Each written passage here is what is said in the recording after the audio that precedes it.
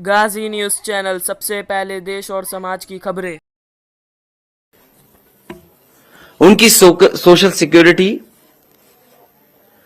और इतनी सेवा के बाद उनके सम्मान के लिए, और जब उम्र ज्यादा हो रही, क्योंकि इधर उम्र भी, लाइफ एक्सपेक्टेंसी बढ़ी है, उम्र बहुत हो जाती है, तो उनके लिए जो सपोर्ट होना चाहिए, सपोर्ट के लिए, उनके रिस्पेक्ट के लिए और सोशल सिक्योरिटी के लिए समाजवादी पार्टी ने फैसला लिया है कि पुरानी पेंशन व्यवस्था की बहाली होगी जब समाजवादी सरकार उत्तर प्रदेश में बनेगी।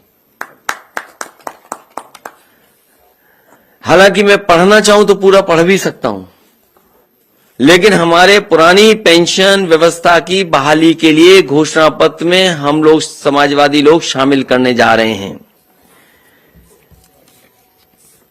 उत्तर प्रदेश के सरकारी सेवा में नियुक्त शिक्षक, कर्मचारी एवं अधिकारियों को सेवानिवृत्त होने पर जीवन यापन के लिए मासिक पेंशन दी जाती थी। इससे सेवा निवृत्त कर्मचारियों को आर्थिक सुरक्षा प्रदान होती थी। केंद्र में भारतीय जनता पार्टी की सरकार द्वारा वर्ष 2004 में नियमावली बनाई, जिसके आधार पर अप्रैल 2005 के बाद नियुक्त शिक्षक और कर्मचारी की मासिक पेंशन की योजना समाप्त की गई और नई पेंशन योजना लागू की गई, जिससे सेवानिवृत्त कर्मचारी एवं शिक्षक को सेवानिवृत्त होने पर एक मुश्त धनराशि प्रदान की जा रही है। इसके लिए 10% धनराशि कर्मचारी देता है और 14% सरकार देती है, और इस पैसे को शेयर मार्केट में लगाया जाता है, जिससे इस व्यवस्था की विश्वसनीयता पर प्रश्न लगता है। मुझसे लगातार तमाम कर्मचारी और शिक्षक संगठन मिले, और जिसमें हमारी बाईं तरफ बैठे हुए हैं, लगातार लड़ते रहे, बैठे, न जाने कितनी बार हमारी बैठकें हुई।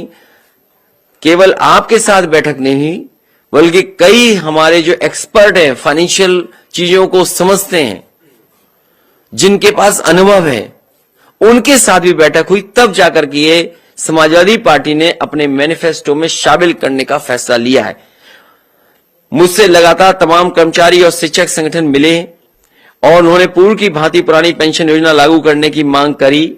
इन लोगों ने लगातार आंदोलन और धरना प्रदर्शन किया, लेकिन इस कर्मचारी विरोधी सरकार ने इनकी बात नहीं सुनी।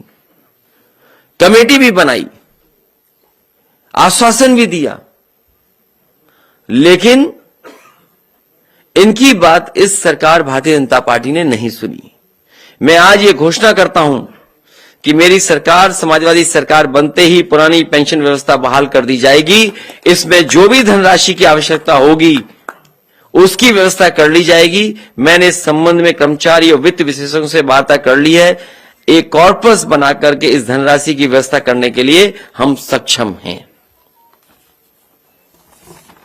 संतुष्ट हैं आप लोग? तो आने वाले समय में ये सरकार शुरू नहीं कर पाई है, पुनः कर्मचारियों के लिए कैशलेस स्कीम जो समाजवादी सरकार में शुरू गई थी, पुनः शुरू होगी। वो तो कंप्लीट है, आपकी तरफ से कंप्लीट है। इस सरकार ने लागू नहीं होने दिया उसको, खाली उसका नाम भी पंडित दीनदयाल उपाध्याय रख दिया था और उसको भी नहीं होने दिया। हमारी सरकार ने कर्मचारियों के लिए कैशलेस इलाज के लिए व्यवस्था की थी, जिसे सरकार ने लागू नहीं किया। वित्त विहीन शिक्षकों को हम सम्मानजनक मानदेय की सहायता अतिरिक्त रूप से प्रदान करेंगे। समस्त तृतीय और चतुर्थ श्रेणी के कर्मचारियों को जहां तक संभव हो सकेगा गृह जनपद, उसके निकट के जनपदों में तैनाती कराने का फैसला लिया जाएगा।